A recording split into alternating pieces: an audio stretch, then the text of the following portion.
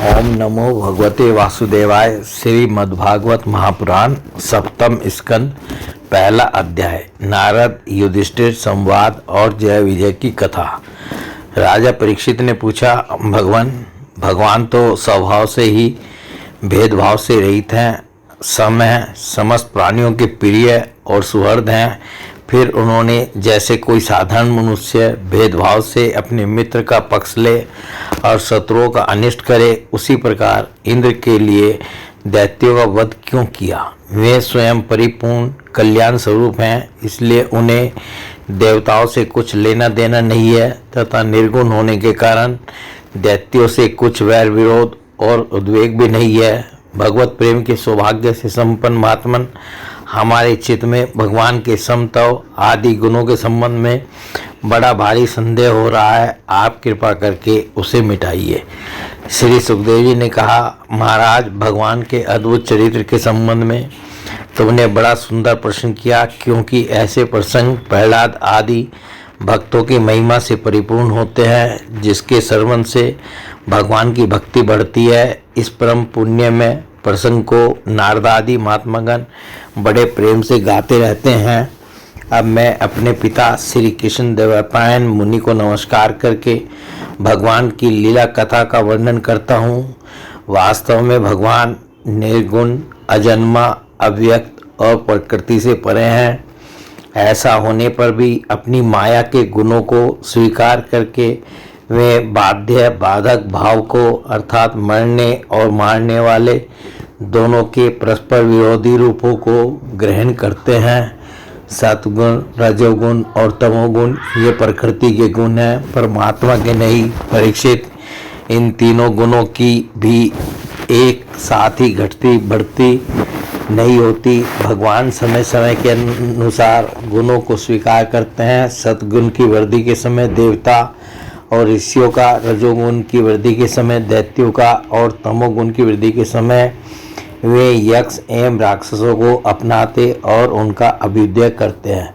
जैसे व्यापक अग्नि, काष्ठ आदि भिन्न भिन्न आश्रयों में रहने पर भी उनसे अलग नहीं जान पड़ती, परंतु मंथन करने पर वह प्रकट हो जाती है। वैसे ही परमात्मा सभी शरीरों में रहते हैं, अलग नहीं जान पड़ते, परंतु विचारशील पुरुष हृदय मंथन करके उनके अतिरिक्त सभी वस्तुओं का बाध करके अनंत अपने हृदय में ही अंतर्यामी रूप से उन्हें प्राप्त कर लेते हैं।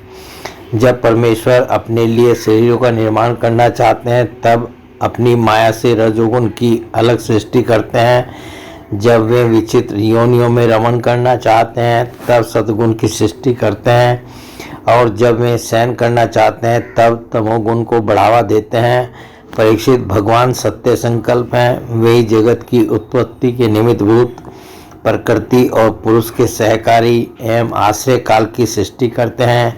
इसलिए वे काल के अधीन नहीं, काल ही उनके अधीन है। राजन, ये काल स्वरूप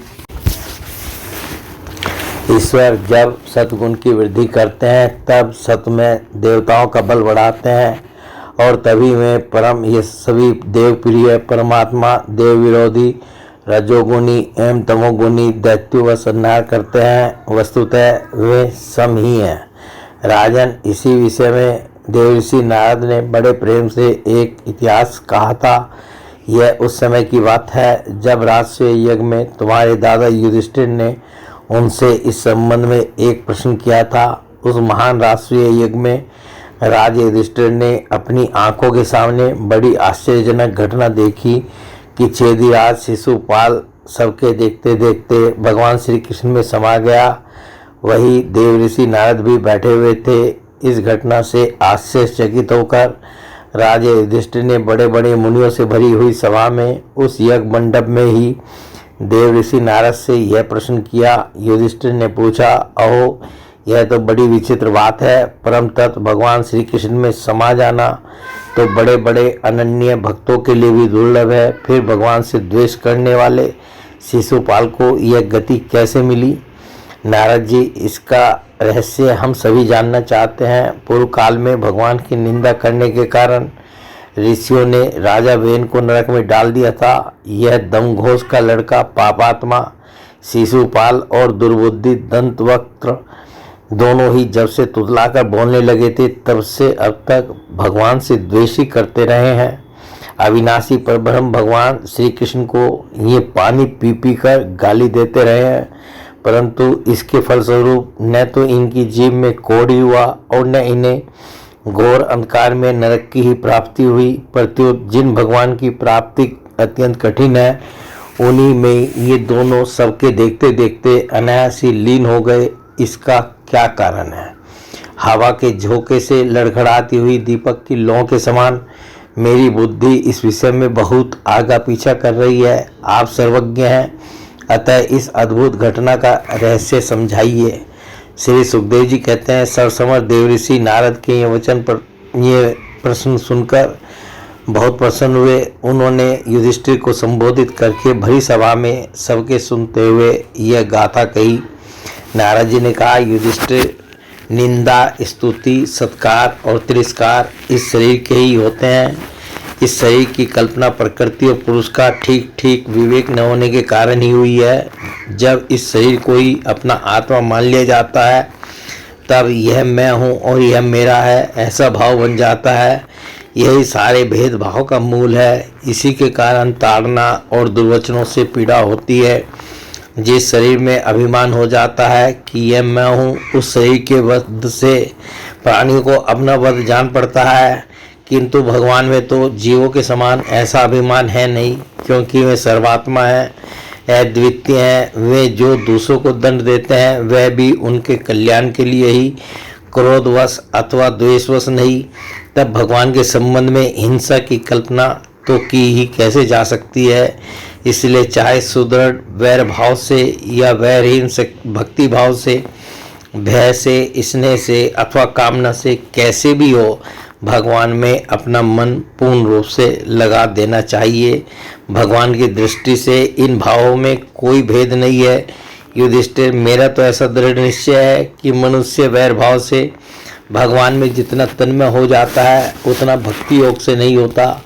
भृंगी कीड़ों को लाकर भीत पर अपनी छिद्र में बंद कर देता है और वह भय तथा उद्वेग से भृंगी का चिंतन करते करते उसके जैसा ही हो जाता है।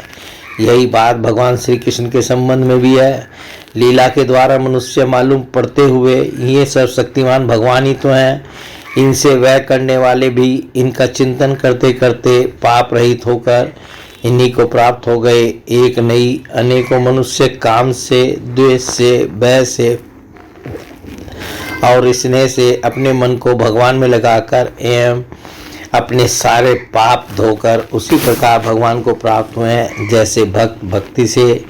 महाराज, गोपियों ने भगवान से मिलन के तीव्र काम अर्थात प्रेम से, कंस ने भय से, शिशुपाल, दंतवक्त्र आदि राजाओं ने द्वेष से, यदुवंशियों ने परिवार के संबंध से, तुम लोगों ने स्नेह से और हम लोगों ने भक्ति से अपने मन को भगवान में लगाया। भक्तों के अतिरिक्त जो 5 प्रकार के भगवान का चिंतन करने वाले हैं, उनमें से राजा वेन की तो किसी में भी गणना नहीं होती, क्योंकि उसने किसी भी प्रकार से भगवान में मन नहीं लगाया था। सारांश यह है कि चाहे जैसे हो, अपना मन भगवान श्री कृष्ण में तन्मय कर देना चाहिए।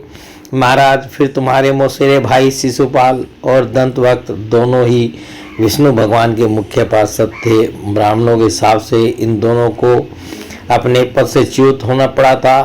राजा युधिष्ठिर ने पूछा, नारद जी, भगवान के पार्षदों को भी प्रभावित करने वाला वह शाप किसने दिया था तथा वह कैसा था? भगवान के अनन्य प्रेमी फिर जन्म मृत्यु रूप संसार में आए, यह तो बात तो कुछ अविश्वसनीय सी मालूम पड़ती है। वैकुंठ के रहने वाले लोग प्राकृत शरीर, इंद्रिय और प्राणों से रहित होते हैं। उनका प्राकृत शरीर से संबंध किस प्रकार हुआ, यह बात आप अवश्य सुनाइए। नारद जी ने कहा, एक दिन ब्रह्मा के मानस पुत्र सनकादि ऋषि तीनों लोकों में स्वच्छंद विचरण करते हुए वैकुंठ में जा पहुँचे। यूँ तो वे सबसे प्राचीन है, परंतु जान पड़ते हैं ऐसे मानो 5 वर्ष के बच्चे हों, वस्त्र भी नहीं पहनते। उन्हें साधारण बालक समझकर द्वारपालों ने उनको भीतर जाने से रोक दिया। इस पर वे क्रोधित से हो गए और उन्होंने द्वारपालों को यह शाप दिया कि मूर्खों, भगवान विष्णु के चरण तो रजोगुण और तमोगुण से रहित हैं। तुम दोनों इनके समीप निवास करने योग्य नहीं हो,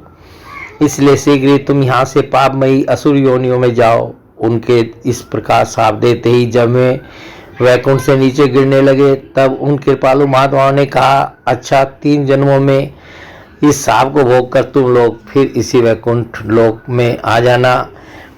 युधिष्ठिर में ही दोनों दीति के पुत्र हुए। उनमें बड़े का नाम हिरण्यकशिपु था और उससे छोटे का नाम हिरण्याक्ष।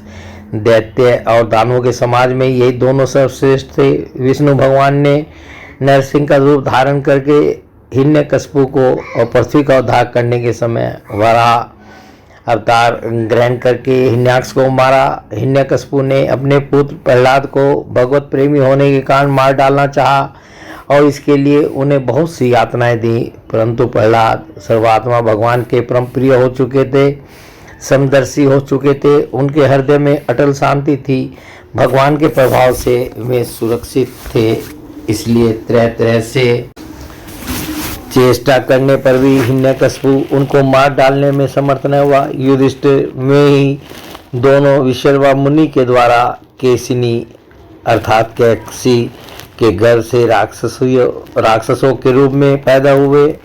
उनका नाम था रावण और कुंभकर्ण। उनके उत्पातों से सब लोगों में आग सी लग गई थी। उस समय भी भगवान ने उन्हें साप से छुड़ाने के लिए राम रूप से उनका वध किया। युधिष्ठिर मार्कंडेय मुनि के मुख से तुम भगवान श्री राम का चरित्र सुनोगे। वे ही दोनों जय विजय इस जन्म में तुम्हारी मौसी के लड़के शिशुपाल और दंतवक्त्र के रूप में क्षत्रिय कुल में उत्पन्न हुए थे। भगवान श्री कृष्ण के चक्र का स्पर्श प्राप्त हो जाने से उनके सारे पाप नष्ट हो गए और वे सनकादि के शाप से मुक्त हो गए। वैर भाव के कारण निरंतर ही वे भगवान श्री कृष्ण का चिंतन किया करते थे। उसी तीव्र तन्मयता के फलस्वरूप वे भगवान को प्राप्त हो गए और पुनः उनके पार्षद होकर उन्हीं के समीप चले गए। युधिष्ठिर जी ने पूछा, भगवान हिरण्यकशिपु ने अपने स्नेह भाजन पुत्र प्रहलाद से इतना द्वेष क्यों किया? फिर प्रहलाद तो महात्मा थे, साथ ही यह भी बतलाइए कि किस साधन से प्रहलाद भगवान में हो गए। बोले भगवान श्री कृष्ण की जय।